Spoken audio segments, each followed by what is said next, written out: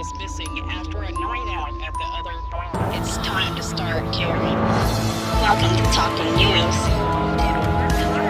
I do it just to make sure that we can get their face out there as many times as we can. Kelsey Bear's body was never found. The community is still working together to try to locate Sarah Galloway.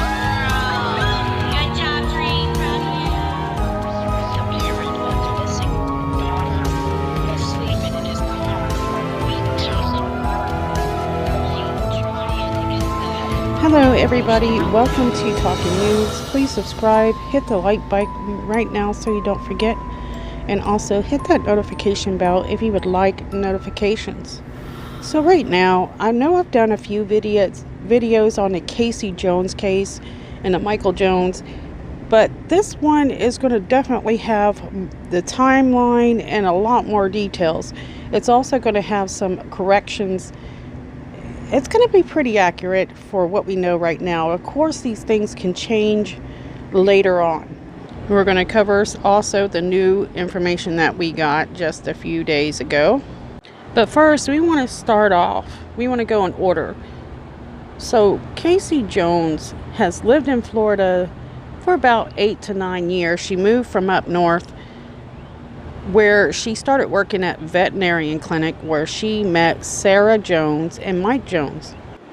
Her and Michael met there. They ended up having an affair, and Michael ended up marrying Casey Jones, and they had 2 children together, and they had Mercalli and Ayana. But Casey Jones had 2 kids before she met Mike, and her 2 sons would be Cameron and Preston, and that was from a previous marriage to Richard Bowers. So Casey and Michael, they got married.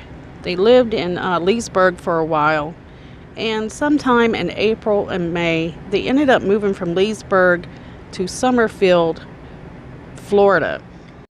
About that same time, Mike Jones is reaching out and talking to his brother, which he hasn't spoken to in about 5 or 6 years. His name is Ryan. Throughout May, it seems like the family has a pretty normal life. Everything seems to be fine.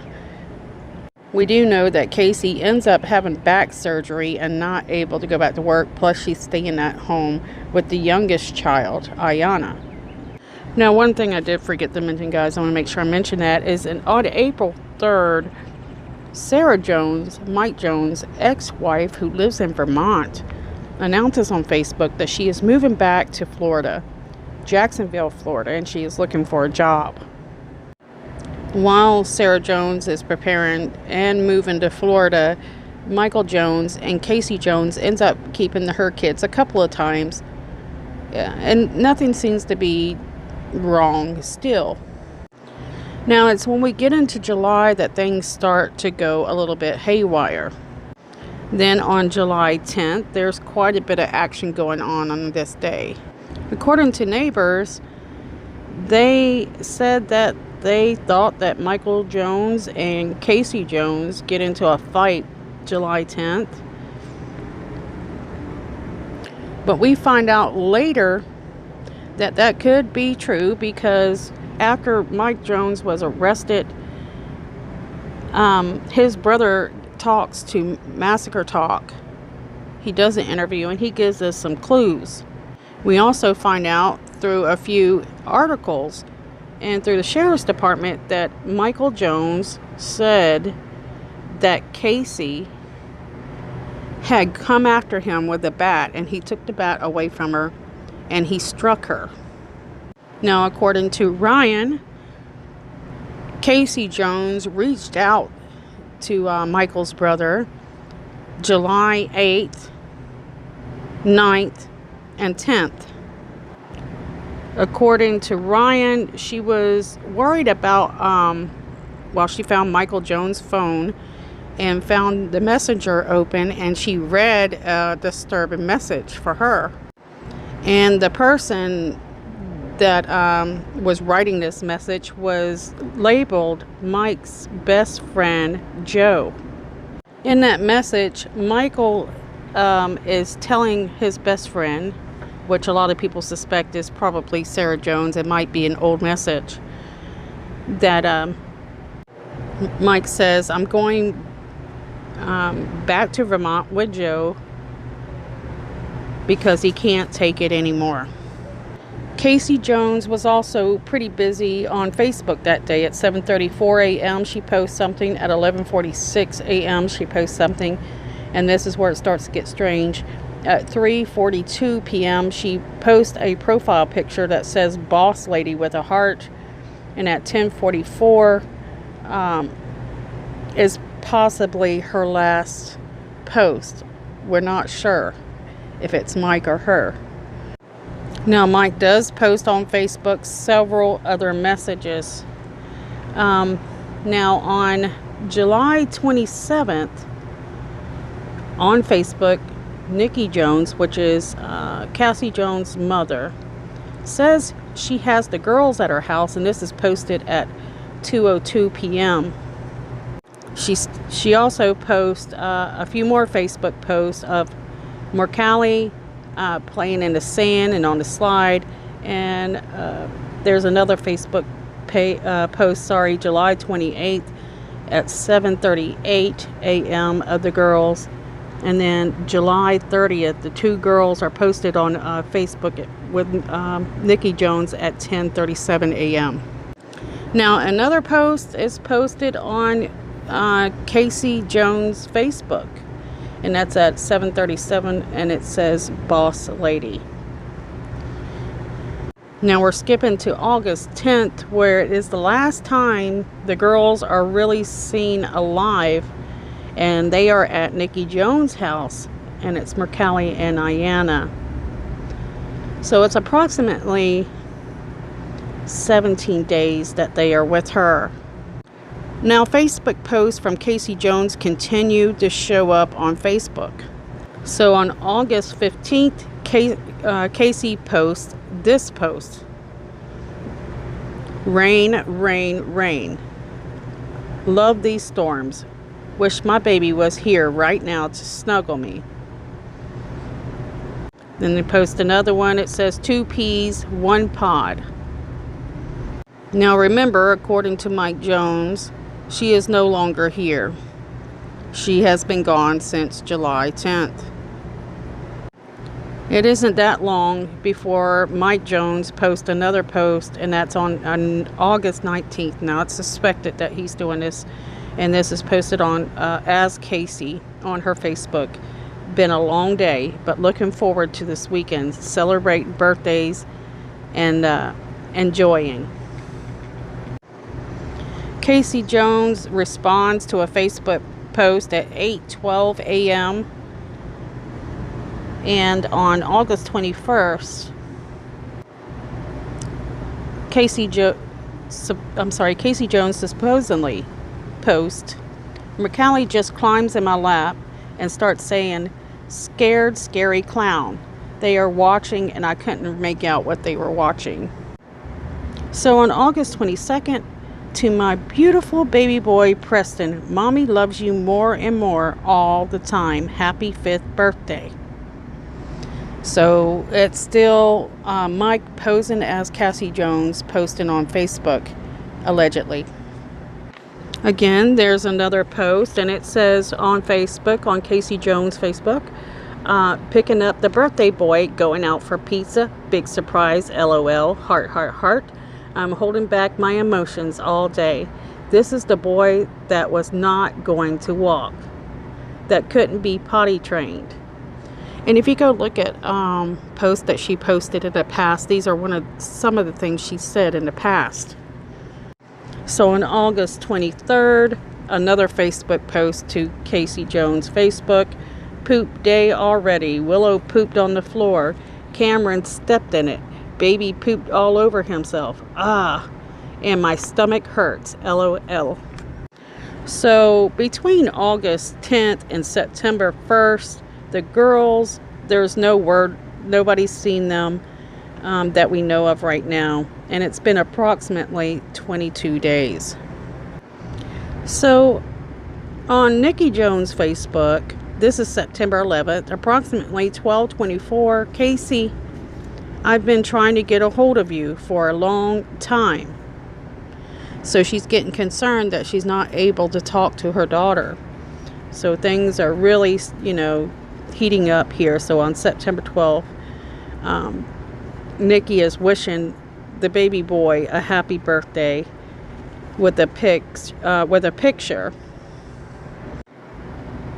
So September 14th, Nikki says to CASEI, I have contacted the Marion County Police. If you're on this Facebook, you need to let me know you and the girls and the 2 boys are okay. At this point, the family realized something isn't right. People are talking about the fact that nobody's seen CASEI or the children. So September 14th, the family reports CASEI Jones and the 4 children missing. The family reports that they had not heard from CASEI in 6 weeks. But they weren't worried because somebody was replying to text messages and they thought it was her. On this same day, Michael is at Sarah Jones' house. And Sarah Jones had worked until 12 a.m. for Uber. Mike is watching her kids. So on September 5th, Michael Jones crashes his van in Georgia. But what happened earlier? Because this happened around 7, I can't remember exactly, 7 something in the evening. Well, let's hear what Sarah says he was doing.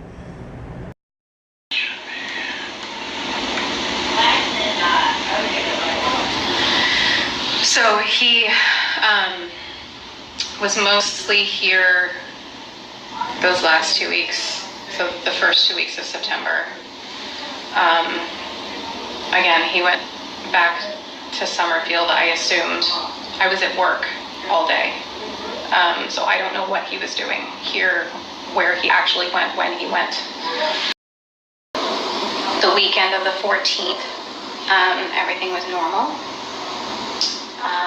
I was working, I Ubered until about 12:30 at night. By the time I got home, everybody was asleep. Michael was sleeping in the boys' room. And I woke up about 4 to a missed call, voicemail from the Marion County Sheriff's Office.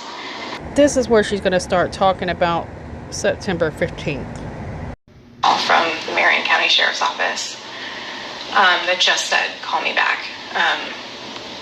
And obviously it was strange. But again, he'd been normal. He'd been playing hide and seek with the kids all day and at the pool. And so I woke him up at 4 a.m. asking what the deal was. Why are they calling me? And he said he didn't know. It might have to do with the trailer. He said that when he'd gone back the last time, there was something wrong with the trailer. He couldn't live there anymore. It was on a bad foundation. He said he was pissed off at his landlord. He was going to take him to court, all this stuff. And so he said that's probably what it was, and we'd call back in the morning. So first thing in the morning when we got up, I called the detective. And that's when I discovered that CASEI and the kids were missing. I don't really know what to think. It was, it's not completely secret that there have been times in the past that she has just kind of disappeared for a while to get some time alone or away from people. And my having only what Michael had to say, I wasn't concerned. I didn't think there was anything to worry about, and he seemed fine. And then I had a call from another sheriff or another detective, and I said I had gone out to pick up some things at the store and left the kids alone with him. And when I came back, I said, you need to deal with this. I don't know what this is about. You need to deal with this. And again, at that point, I didn't think anything was really wrong at all. I never, ever would have thought this.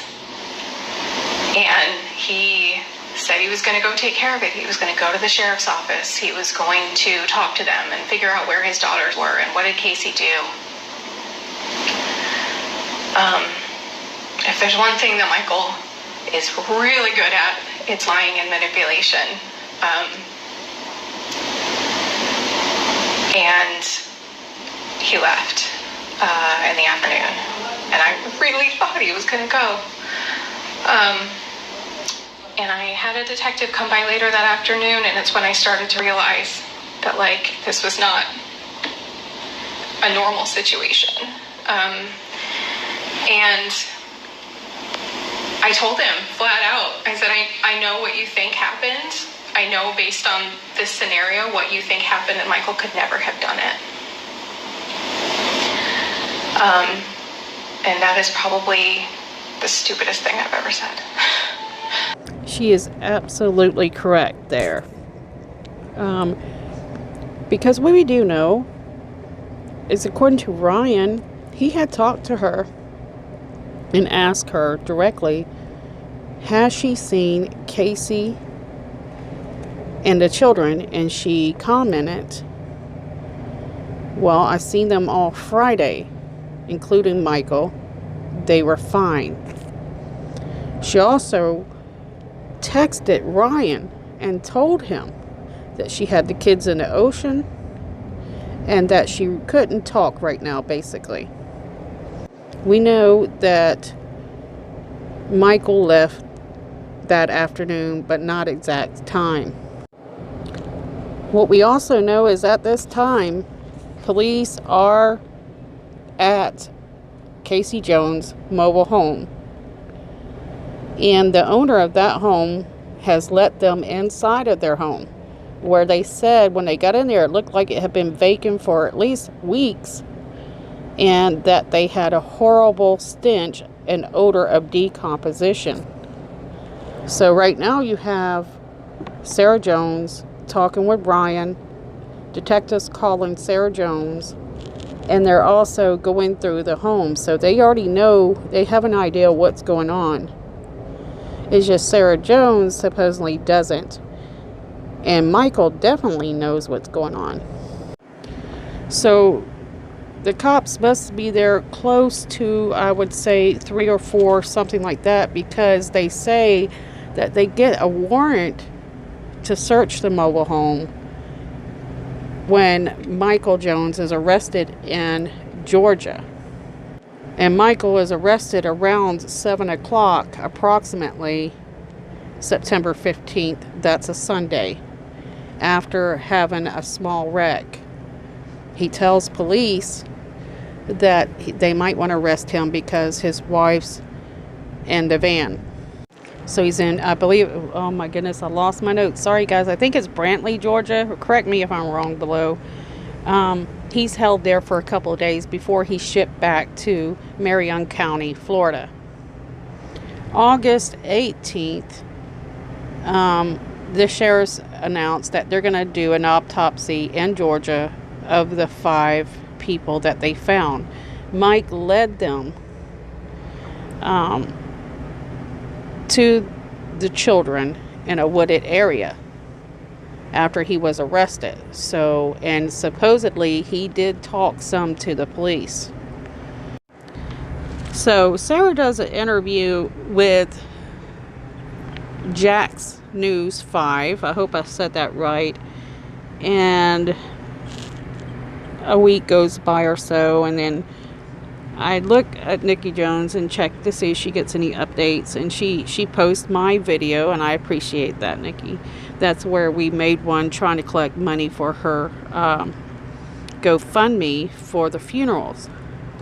So on September 26th, Nikki Jones says that she announces that somebody's going to help her pay for some of the funeral, and she says on Facebook, this is going to be my baby's final resting place. I can't wait to welcome the girls back home.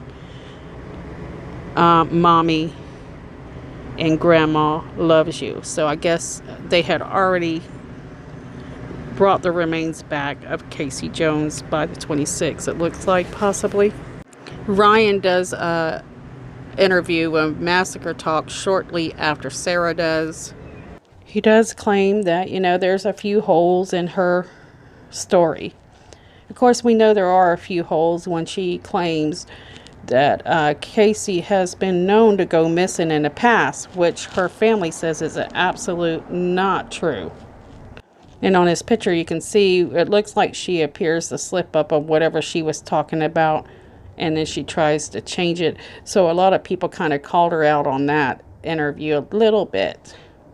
And people are just more concerned that she knows more than she's saying. At least if she's not involved with it, they do think that she knows a lot more than she's playing.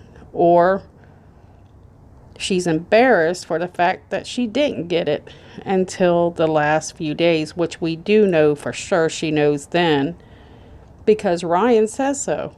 She also tells the police, I know what you're thinking, but Michael couldn't have done that. So yeah, she does kind of contradict herself. And is she going to win, #1 Mom and Humanity Award? I don't think so. People do make mistakes though, guys. We are human, so I try not to be too hard on her. But I just get tired of these women getting so desperate to take other people's men. I realize that it happened to her. Why take them back? In fact, Michael was cheating on a friend of hers to be with her, right? So he's not going to change. Women, you got to be, treat yourself better than that. Okay, guys, so we find out September 31st how CASEI Jones was killed.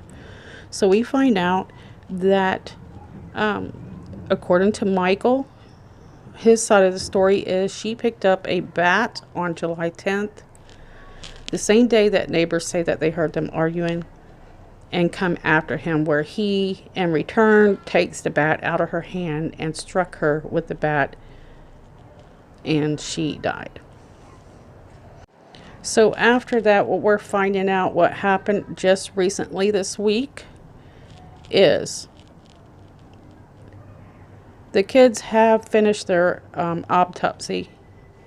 They know how they died. Supposedly Mike told them, and I guess the examiner confirmed it. They're not really giving us major details, that's for sure. But according to the affidavit and articles, the two oldest boys were strangled a day after. So on July 11th, approximately, Michael took the lives of those two boys. But we know that Michael did not take the lives of his daughters immediately, because Nikki Jones had them right at 2 weeks. And on August 10th, they went back with Michael, according to Facebook. We're not got the dates exact yet, guys, so don't hold me to the dates. So the girls went back with Mike, and there's about 22 days there that you can say, you can play with on dates as to when he might have took their life. But we do know that they're saying that both of them girls were drowned somewhere in between August 10th and September 14th, or September 1st, sorry, excuse me. We know this also because Sarah Jones says in an interview that Mike was staying with her the first part of September, on and off for at least 2 weeks. We also know that he had come by there before then.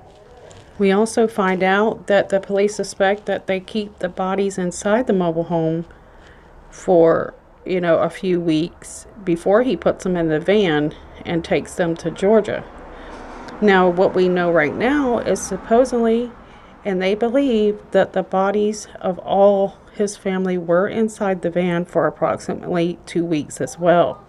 And what people are wondering is how in the world he got away with doing this for so long. Why is it nobody could smell anything? They are really questioning that. Now, according to Sarah Jones, while Mike was staying with her, he did have the van there with his family's bodies inside. And she said that she asked her son if he ever smelled anything funny. And according to him, he did ask his father about a smell, and his father told him that he thought that perhaps a cat had died inside the van. Okay, guys, I apologize for that noise. I have a neighbor that lives beside me, and his kids are screaming 24/7, and it's just really hard for me to record a lot of times. So people are very shocked that nobody, how did he get away with this for so long, especially being so careless and sloppy? He didn't seem to have a care in the world. So people are wondering, why did he do this? And there's a few of us that have talked about it. And there's a girl that I talked to about it. We talk almost every day on this case. And her and I pretty much almost had the exact same idea. We thought maybe that Mike, and this isn't positive, this is speculation, so we can, compare this when we do hear something. Nobody knows what the motive was. The motive was, I believe, for him to get away from his family. He didn't want to have anything to do with anything that had to do with CASEI Jones anymore. I think it was financial as well. But this is what we suspect, is there's a possibility of why he might have done it. And I think his plans were to take the van up to Georgia and dump it into the water, possibly. Could be but when he took the bodies of the boys and the girls out and put them in the woods, it kind of threw us off on that one. He is a very difficult person to understand unless you realize everything he does it for himself, for himself. Nobody else matters but Mike Jones. It was after CASEI Jones was not able to work any longer that he had these thoughts and these actions, and things started to change, as well as Sarah Jones moving to Jacksonville, Florida. Sarah Jones does mention the fact that they both discussed that they have financial issues. So there's my speculation of the day. So moving on to October 7th, Monday, that's when we're coming out with all this information, and we find out that he has 4 new counts of first-degree murder charges against him. So October 18th, Michael Jones made a court appearance where he was appointed a public defender. Also, he was denied bond for being a flight risk. So let me repeat this one more time. Michael Jones has 4 counts of first-degree murder. They are capital offenses, on top of the fact that he has a second-degree murder, which is a first-degree felony, which is life in prison. But the capital murder, they could seek the death penalty for him. There was a lot more I wanted to cover, but I'm not able to since I'm still doing this on my phone and I hit my time limit now. So please type in comments below whatever you think might have happened. Guys, please, I worked very hard on this one. Don't forget to at least like it. And if you want to, subscribe and hit that notification bell. I want to send my blessings out to the family, and I also want to thank you guys for being here and watching these videos and being a great support system. Love you guys, and I'll see you guys soon.